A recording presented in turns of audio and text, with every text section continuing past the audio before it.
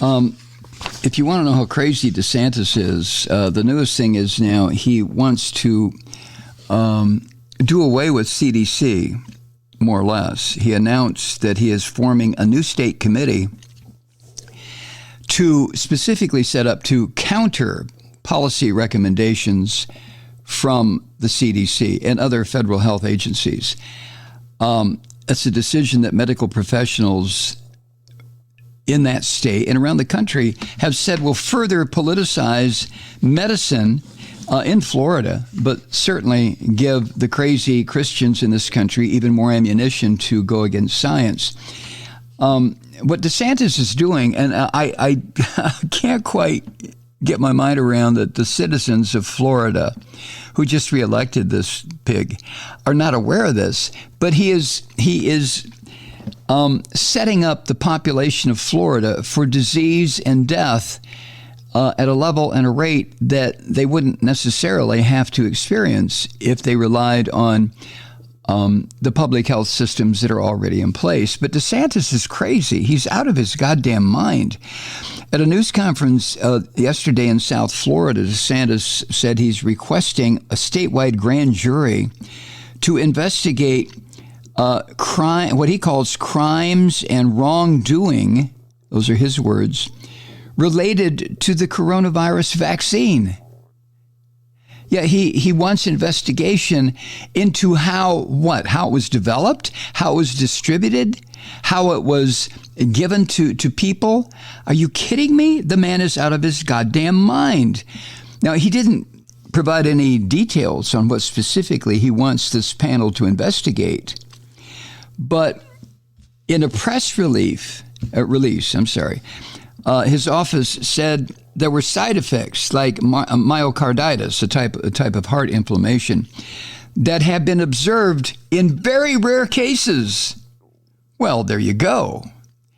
I mean, DeSantis is such an ignorant son of a bitch, as apparently are most of the people in Florida, that DeSantis doesn't understand. There's not a medicine out there. I mean, start with aspirin, okay? There's not a medicine out there that doesn't have the potential for negative side effects. And if myocarditis is one of the negative side effects of the COVID-19 vaccine, that's to be expected. Now, for the person who might suffer that sort of heart inflammation, oh my God, it's awful. But to say, well, we're going to have to investigate the people who developed this or the company that distributed it because, oh my God, look, we've had 25 people get ill with myocarditis. Oh, well, there you go. And DeSantis said his rationale for this, I'm going to quote him. In Florida, it's against the law to mislead and to misrepresent, particularly when you're talking about the efficacy of a drug, end quote. If it's against the law to mislead and misrepresent, you crazed son of a bitch, belong under a jail. That's all you do is misdirect, mislead, misrepresent. Oh, well. Lisa Gwynn, who is the past president of the Florida chapter of the American Academy of Pediatrics, medicine for little kids.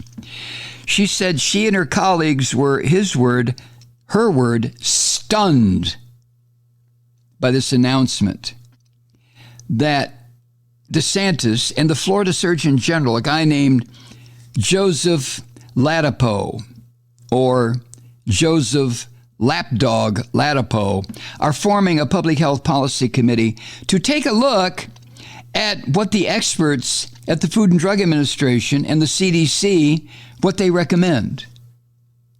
They're going to pull it apart. They're going to find the liberal bias. They're going to find, oh, well, let me see. Is this doctor gay? Is this researcher a lesbian? Well, we can't have that.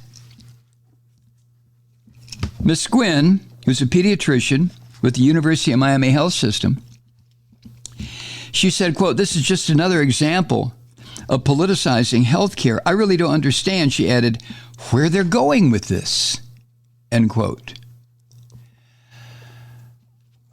Now, DeSantis, as you know by now, is one of the Christian terrorist scum who's considering a 2024 presidential run.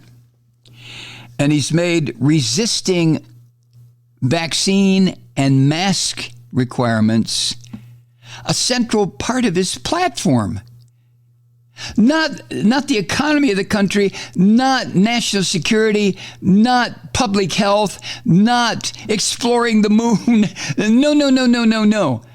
The central part of this sick bastard's potential candidacy is resisting vaccine and mask requirements during a pandemic.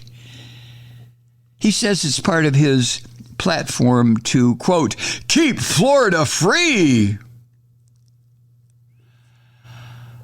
And this jackass, although he's not a federal employee, he has sued the Biden administration over vaccine requirements for federal employees. I wonder how long it'll take for a judge to tell him he doesn't have standing to bring a lawsuit. He's not a federal employee. Nobody's fucking with him.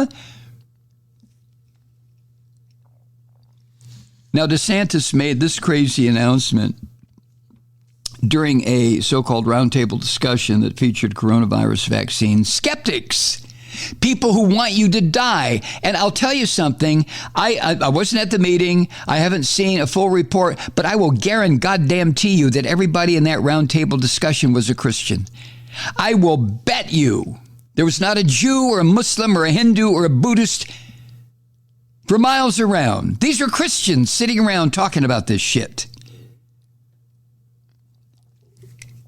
Now, among the speakers at this round table of nuts were doctors and researchers who had signed something called the Great Barrington Declaration. That was a statement released back in 2020 that came out against COVID restrictions and in support of herd immunity. You know, in other words, everybody gets sick. A certain percentage of us are going to die. How many people in America have died of COVID-19 now? I remember when we crossed 1 million deaths. What's it now? 1,200,000, 1,300,000? That's part of herd immunity. Everybody gets sick. A bunch of people die. Not our family, not our friends, but you people over there. And then we'll have herd immunity. That declaration was not a scientific document. And the people who looked at that document said, what the fuck is this? They point out that there's no data included. I mean, this is just a bullshit political statement by these neo-Christian or neo-fascist Christians. That's all it was. The governor said his new public health committee is going to be run by Mr. Lapdog, who has recommended against vaccinating children for COVID and questioned the efficacy of the vaccines.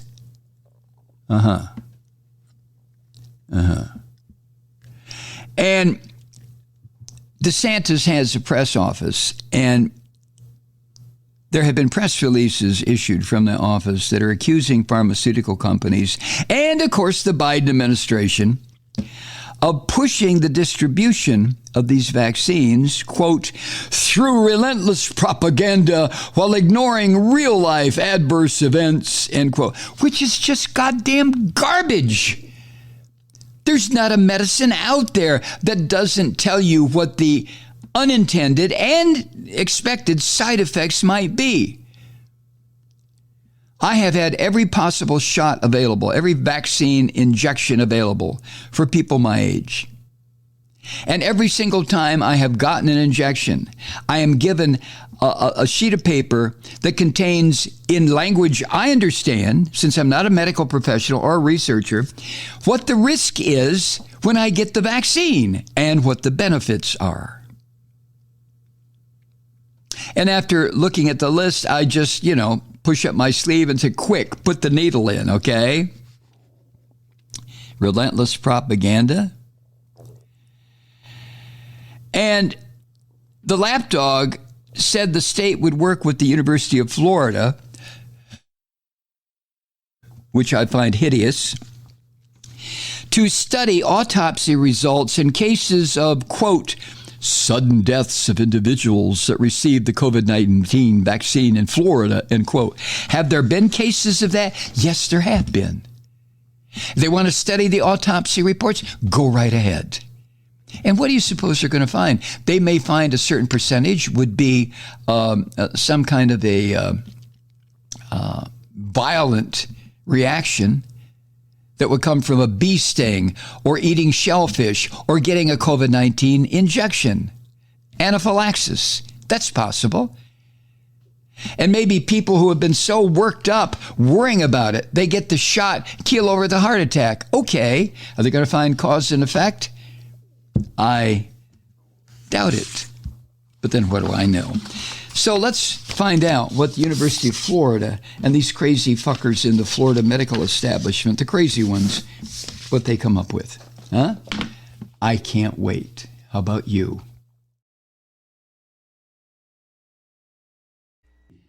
Hi, Truth Seekers. Mike Malloy here. You know, the Progressive Voices Network brings you commercial-free commentary from today's leading progressive radio hosts and pundits, like me, Mike Malloy, 24 hours a day. I'm not your typical old guy from the 80s or the 90s talk radio host, and Progressive Voices is not your typical talk radio network.